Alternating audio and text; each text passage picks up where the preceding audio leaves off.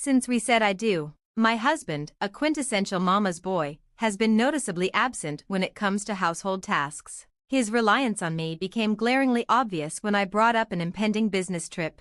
Alarm flashed across his face as he exclaimed, "Who's going to look after me while you're away?" After a fiery dispute, I set off on my week-long trip. Upon my return, I found a note alongside finalized divorce papers. It read, "Since you've neglected the housework, I'm moving back in with my parents. Think about the divorce papers." Fury surged within me at his audacity to threaten divorce. Yet, as I calmed down, a spark of clarity emerged. Perhaps this was the motivation I needed. Maybe getting divorced wasn't such a terrible notion. Determined, I submitted the paperwork the very next day. The next morning, my astonished husband barged in, demanding to know where the divorce documents were. When I informed him I had already filed them, he broke down, utterly bewildered and sobbing uncontrollably.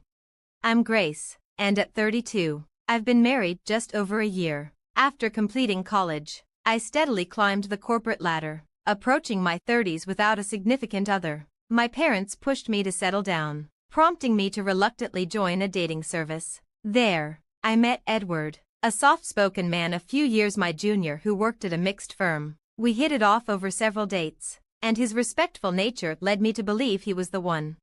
When he proposed, I was thrilled, dreaming of our life together. However, our marriage soon revealed challenges I hadn't expected. During our engagement, while visiting my parents, they emphasized that marriage is a lifelong commitment. "Grace, always support Edward," they advised, and I nodded as Edward listened intently. Next, we visited Edward's parents. His father, Arthur, greeted me warmly, saying, "I've heard so much about you from my son. It's wonderful to finally meet you." His mother, Michelle, was more reserved, examining me before asking, "Is this the one?" Edward confidently responded, "Yep, Mommy, I want to marry her." I was taken aback by his use of mommy and Michelle's forthrightness. Arthur quickly intervened, apologizing for her bluntness and reassuring me they were very happy about our marriage. But just so I was aware, Edward has had it pretty easy here. He might be a bit challenging. I reassured them that I loved Edward's gentle nature and knew we would support one another. Arthur turned to Edward, encouraging him to step up and keep me happy. Edward nodded earnestly, and soon after, we celebrated our wedding with a simple ceremony. To our delight, my parents gifted us a condo, marking the start of our life together. However, it soon became clear that Edward was not accustomed to handling household chores. One morning, while I was busy doing laundry and cooking breakfast, Edward's alarm went off at 8, yet he continued to sleep soundly. Despite my efforts to rouse him, he wouldn't budge. Finally, I pulled off his covers and gave him a gentle shake. Slowly, he opened his eyes, grumbling, "Wow, it's already 8:10. Why didn't you wake me?" I reminded him that I had tried and that his alarm was blaring too. "Now, please eat your breakfast." As he rubbed his eyes and shuffled to the table, he immediately complained about the eggs. "Hey Grace, this egg is too runny. I can't eat this unless it's well done. Make it over," he demanded. Caught off guard while I hung the laundry, I struggled to contain my annoyance and snapped, "Then don't eat it." "Why would you say that? And this coffee is scalding hot. Mommy always made the eggs and coffee just right." Fine, I sighed, quickly redoing the eggs and letting the coffee cool. He ate hastily, leaving his plate on the table as he dashed toward the restroom. "Wait, you know you should clean up after yourself," I called after him, but he brushed off my concerns. "Gee, I'm short on time." Annoyed, I paused my makeup routine to do the dishes while choosing my outfit. Then he called, "Grace, over here, help with my tie." There he stood, tie hanging loosely around his neck, looking utterly helpless. "Seriously? You can't even tie your own tie? What did you do before we got married?" "Mommy always did it," he replied sheepishly. Taking a deep breath, I tied his tie, and somehow we both managed to leave the house. This had become our routine. He never contributed to any housework, and it felt as though I was juggling everything while babysitting him too. Whenever an issue arose, it was always, "Mommy did it this way," or "with Mommy, it went like that," constantly referring back to his mother, Michelle. This pattern dragged on for a year, And as the pressures built, thoughts of divorce began to invade my mind. My father's insistence that marriage is forever echoed in my thoughts, keeping my frustrations in check.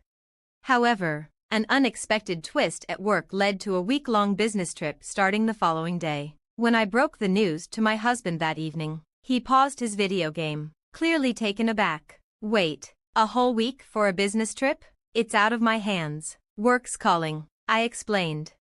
"No way. Who's going to take care of you here for a week?" he asked, irritation creeping into his voice. "You need to step up. It's about time you took charge of the household duties," I responded. He sat down, controller in hand, locking eyes with me. "Isn't the wife supposed to care for her husband at home? Are you just abandoning that?"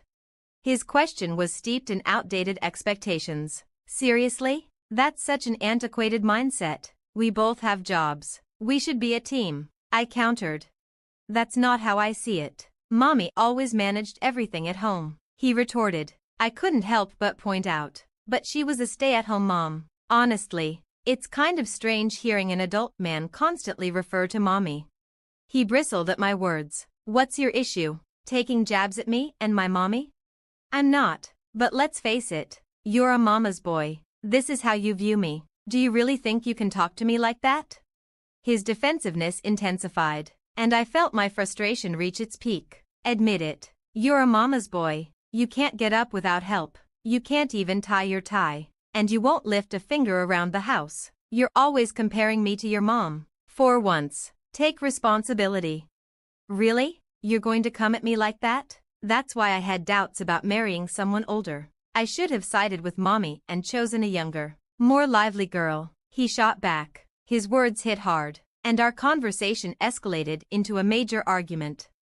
"Even joking. You shouldn't say things like that. We're married," I said, trying to ground the conversation in the commitment we made to each other. The tension was thick, exposing the deep fractures in our relationship. When my husband hinted at divorce during our heated exchange, I was taken aback. With a smug tone, he challenged, "You can't actually want a divorce, can you? You'd want that label? And think about what your dad said about staying together." Then, with a sharp edge, he added, "Well, I just did. If you go on this business trip and leave me here alone, I'm seriously contemplating a divorce."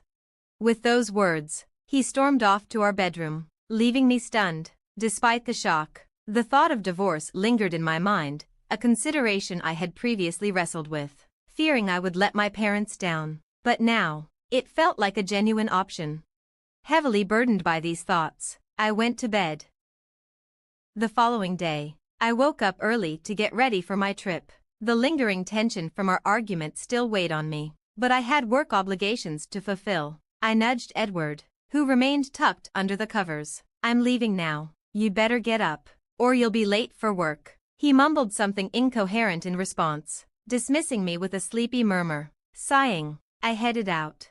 A few hours later, I received a text from him. "You barely tried to wake me. Now I'm running late. Did you really go on that trip?" I quickly typed back, "I did wake you. And yes, I'm on my trip. I'll be back in a week." He read my message but didn't respond. While I was away, I decided to call my parents to discuss Edward's behavior and my increasing thoughts about divorce. I braced myself for a lecture, uncertain of how they would react to the idea of my marriage ending. I knew the conversation would be tough, but I needed their support and guidance. Their reaction surprised me. "We had no idea he was acting this way. Take your time to think it over, but don't feel trapped in a situation that isn't right for you. Remember, we're always here for you, no matter what you decide." Their unconditional support brought tears to my eyes. Upon returning from my trip, I felt a mix of clarity and determination. I understood that a serious discussion with Edward was unavoidable. If he showed no signs of change, I was prepared to take divorce into serious consideration. As I walked into our home late that evening, I noticed that Edward wasn't there. My gaze fell on a set of signed divorce papers and a note on the table that read, "Since you skipped the housework, I'm going back to my parents' place. Look over the divorce papers and think about it." My first reaction was one of anger. How could he threaten me with divorce? But as my fury faded, I began to reconsider the situation. Perhaps this was a sign that ending things might not be such a terrible idea after all. With that realization, I resolved to file the papers. Once the divorce was finalized, I felt an immense burden lift from my shoulders. That night, I went to bed and slept more soundly than I had in ages. The next morning, while enjoying a quiet cup of coffee, Edward stormed in, clearly upset. "Why didn't you come to my parents' place to apologize? What's wrong with you?" he demanded, his temper rising. Upon noticing the absence of the divorce papers, his expression shifted from anger to disbelief. "Wait, where are the divorce papers?" "Oh, I filed them," I responded calmly. "You did what?" He looked stunned. "You went through with it? Thanks for signing them. That made everything easier," I said, maintaining my composure. "You can't be serious. Did you really go through with it? Have you lost your mind?" he shouted, unable to conceal his shock at my decisiveness. My calm demeanor only fueled his frenzy. "That's it, I'm calling my parents."